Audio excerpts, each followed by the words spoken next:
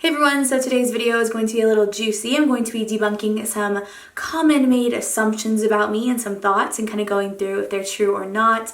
I do want to say that my thoughts and prayers are with all of you who are dealing with some hard times right now. I know the world is a bit crazy and I stayed off social media for a bit just because it didn't feel right to be talking about, kind of more frivolous stuff and things that don't matter, and I just want you guys to know that I'm always here if you need someone, and I am sending you all really good positive thoughts. But at the end of the day, I also want to be someone that can entertain you and make you feel good and take your mind off everything for a little bit. So with that being said, I'm going to go ahead and jump into this very kind of lighthearted video, but hopefully I can talk about some things that are going to make you think a little bit and kind of get into your brain and maybe open up a really cool discussion in the comments. I love reading y'all's comments. I feel like my viewers are just so insightful and thoughtful and just really cool people, so I always look forward to hearing what you guys have to say about things that I kind of propose and ideas that I bring up. So I'm gonna go ahead and jump in. So the first assumption that I got is you have so many clothes and you only wear everything once. Now this is an interesting assumption because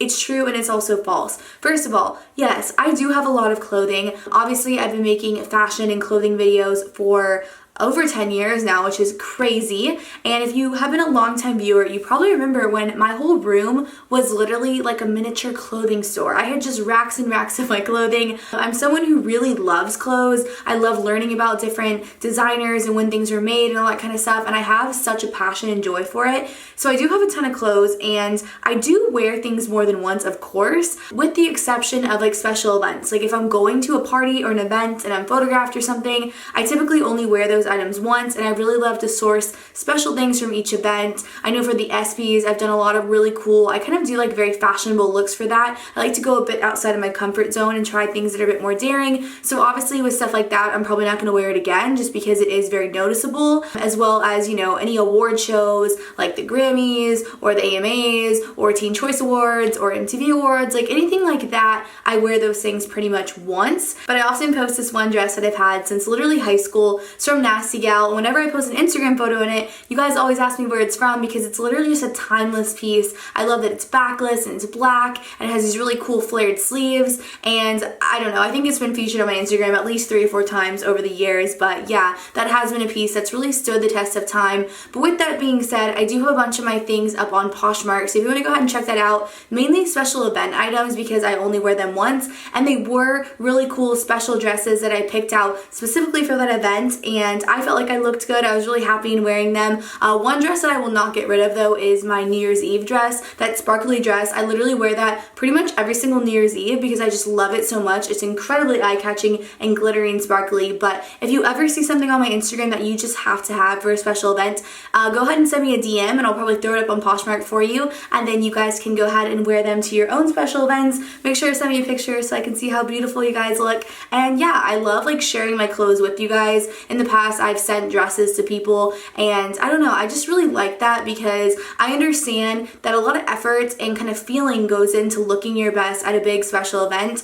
and if I can help with that, I would love to do it. The next assumption that I got is that I love giving advice, and that's my true passion and why I change my videos away from fashion and beauty. So this is very true. I really love giving advice. I love talking to you guys and sharing my own personal journeys and what I've been through and kind of what I'm going through and learning as time goes on. And it definitely is a passion for me. I really love human connection and learning about other people and different points of view and just different ways of looking at life. I think that's so fascinating, and I do like the makeup and fashion, but having that be what I kind of started out my videos on, I feel like I definitely have evolved over time. And I know there are some people that, that's kind of the only reason why they subscribe to my channel, but a lot of you have really grown with me and have understood that for me, talking about relationships and family stuff and friendships and just different life points is really, I think, beneficial because I can connect with so many of you on so many different things that we both have gone through or similar things that we're feeling. And to me, I really do think that is my passion, and that's kind of the true reason why I still create these videos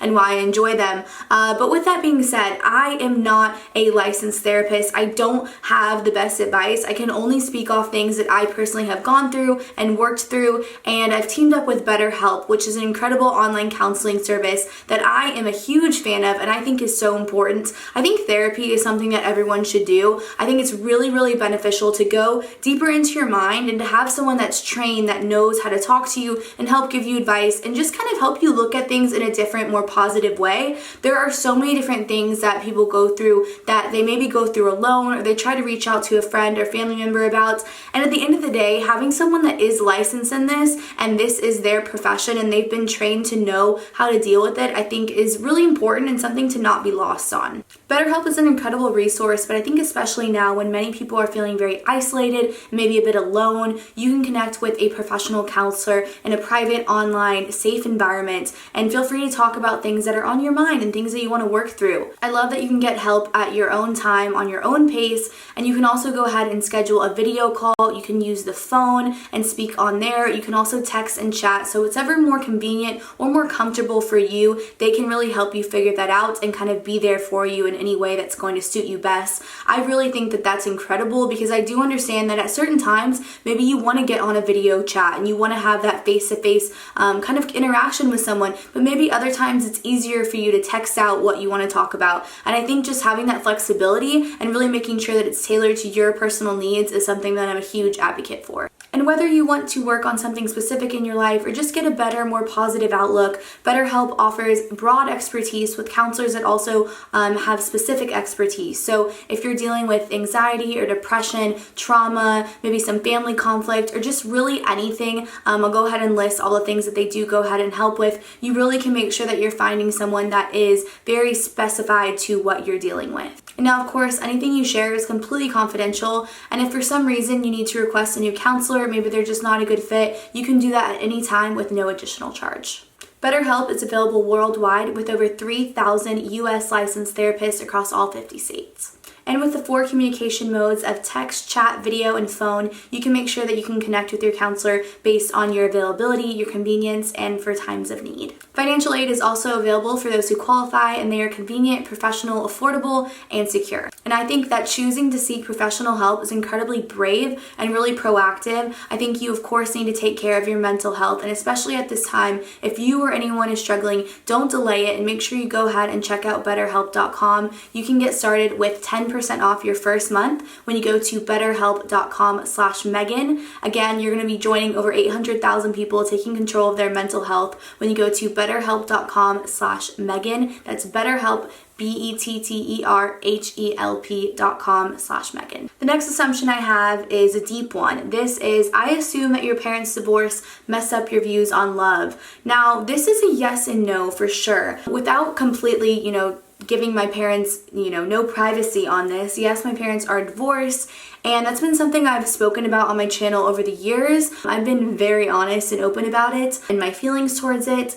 And really what it did was it made me view my parents in a different light, to kind of understand that they are just like me. Of course, they have their own feelings and thoughts. And I think when we're kids, we view our parents as these people that are perfect and that never make mistakes and that almost are like superhuman in ways to, maybe not feel the same emotions that we go through. But I definitely know with both of my parents, I look to them for advice and for things that they've learned. And I think it's just natural to feel like as you get older, people change, thoughts and views on things maybe don't align. And I think that's even something that happens in long-term relationships. Like, I know when you're with someone for a long time, you have to really assess if at the root of it you're completely compatible and if you're completely happy. And I think for anyone to decide that they want to live their life in a way that's going to suit them better is a really important and brave thing. Having that said, I think as a female, it didn't change my views on love that much, just because my parents are very nice to each other. They don't have any ill will towards each other. The only thing that it really did to me personally was I've been very vocal about not being a fan of, certain people that my parents have dated. And that's just because I'm an adult and I feel like obviously they are adults. So anyone that they are dating is an adult. And I don't know, I guess just I have feeling that those people should be able to handle it in better ways than they have. I've mentioned that I don't have a relationship, I guess, at all with people that my parents have dated. And that's by choice of me and by choice of them, just people that I don't agree with, I guess. I don't know. But I really do think it's interesting when guys come from families of divorce. I think men and women look at love and marriage in such different ways. So I know that for me specifically, like I have guy friends that have divorced parents, and it's really split 50-50. Some of them have said it makes them very wary of long-term relationships and getting married and all that kind of stuff, while others have said that they've really learned from their parents what not to do, maybe things to kind of really keep in mind, and it's made them that much more, I guess, cognizant of what they really want in a wife and in a future marriage. And I think that can actually be really beneficial, because I think, you know, for a lot of people, if you don't come from a family of divorce, I'm not sure that you put as much emphasis on the importance of a marriage and how to make a marriage work, because you just think, oh, you know, of course you get married and you're in love, you stay together forever, that's amazing. When in reality, you know, it's difficult and it takes work, and there are so many different factors and things that can go into it. So I would say that people that come from families of divorce, I think, possibly have better views on love and marriage, just because you've seen maybe how it can go wrong and what not to do. At least that's my own personal opinion about all of that. So the next assumption is you come from a rich family, you've never had to work very hard for your money. So that's definitely not true. I would say my family was always comfortable and doing well in life, but that's because my parents both worked very, very hard in their jobs and were very good at what they did. And I think that they really instilled values in both me and my sisters that we always should make our own money, not rely on a man, and make sure that we know that anything that we want to achieve is within our own power to do so. And having that said, I feel like I've always been like very entrepreneurial, even when I was a little kid. I've told this story before, but I can remember literally being like 7 or 8 years old and coming up with like a thing in school where we would like hang up other kids' backpacks, and they would pay us in these little tokens that we were given in school that then we could like cash into like the school store and stuff. Like I just remember always coming up with little like business ideas and stuff like that. Of course, I love doing like lemonade stands. I was such a big person into doing Girl Scouts and like selling Girl Scout cookies. I was always really competitive with that, just because it was so fun to feel like I was working and like owning a business. And so then when I started working with 17, about 14 or 15, those were like, you know, legit 12-hour work days. I was flying to New York the next morning. I'd have a super early call time. I'd be there all day long, and just working. And I really don't think I understood that how much effort and time was going into those magazine shoots. I knew obviously I was there getting my hair and makeup done and then going through everything for the shoot. You know, we had a stylist, we had someone doing our nails, we had someone go out and cater the lunch for us. One person's job was specifically just to put on music so that we could really get into the zone for shooting. And then, you know, just everything that kind of went into it. You know, I did that for so many years with them, and I look back on it and I'm like, how was I that young? And I didn't understand like how big of a deal that was, I guess, in a way. I'm so grateful for it, but it really gave me a viewpoint of like all these women that were working in New York City and really hustling and doing what they wanted to do and kind of being in that environment. And I think that really also did give me the mindset of I want to be a business person. I want to be kind of in this life. You know, going on from there and making the app and everything. And then, you know, even to now to, you know, having my clothing store and doing all that kind of stuff. It's all stuff that I've done myself. You know, I didn't have any investors. It's all money that I made and have reinvested into my business. And I just think that it's something that it's a type of person. You know, there's a type of person that wants to figure out how to work for themselves, how to work from home, how to do that. And I think that if that's what you're passionate about it, I mean, go for it. I think now more than ever, there are so many options and avenues of ways to make money from home and things that you can do for yourself and ways that you can be successful, maybe not working a typical job. And if you're a creative person and that's kind of something you want to do, I definitely would urge anyone that's interested, just kind of into looking into it and really going out and talking to people, having mentors, other people that have done things that you're interested in, and kind of getting their viewpoints and kind of the way that they took life and how they got to that point. Although having that being said, I think that everyone's kind of journey and path is different, and to different people, you know, being rich and being successful can look very different. You know, for someone, it could be owning a house or owning a car or, you know, making $1 million or whatever it is. But for someone else, it could just be being able to pay your bills and having a comfortable life and and being happy. So I think at the end of the day, it all really does come down to your definition of rich. But to answer the assumption, I definitely always have worked for my money, and I really enjoy that. I really love being able to buy what I want, do what I want, because it's my money and I've earned it and I've made it and I can have the freedom to do so. The next assumption is that I don't get along with other YouTubers.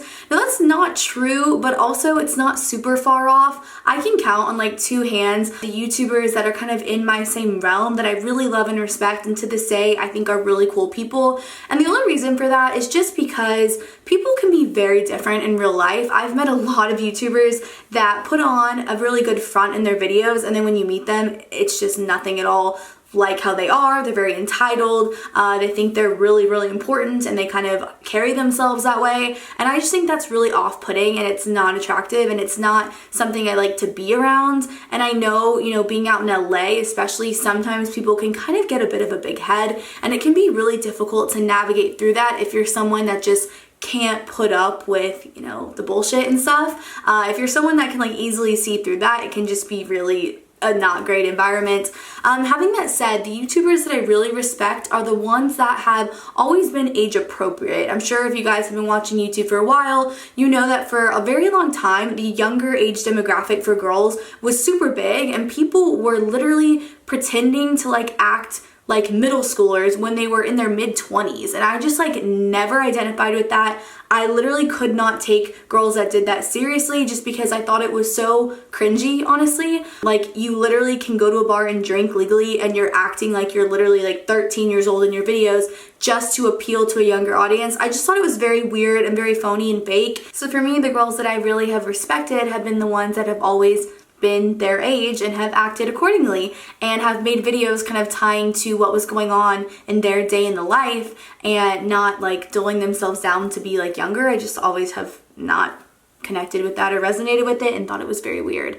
So the next assumption is that I'm very picky about my friends. I would say this one's true too, honestly. I mean, I've spoken about this, but I have had issues with girls for literally my entire life, which is really ironic because the whole reason that I started my YouTube channel was because I felt like I wasn't connecting with people in middle school, and I felt like girls were very catty and mean.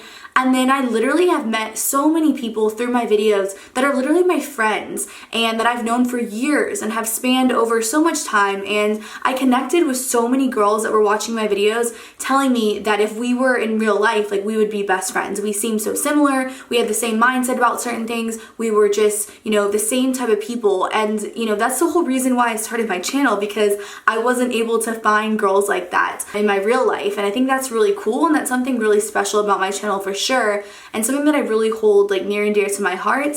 As far as friends, I just would say that I'm particular about friends for sure. I like to have a close circle. I like to have people that I really can trust, that I think are really good and authentic. And I know the difference between like a party friend and someone that you literally trust, will be in your wedding, is someone that's always there for you, someone that's going to hold you accountable. That's the number one thing. I think that in this day and age, there are so many people that don't understand that a true good friend and someone that's really there for you and has your best interest at heart is going to call you out sometimes, and is going to tell you when maybe you're doing the wrong thing, or you're behaving in a way that's not great, or you're making a bad decision.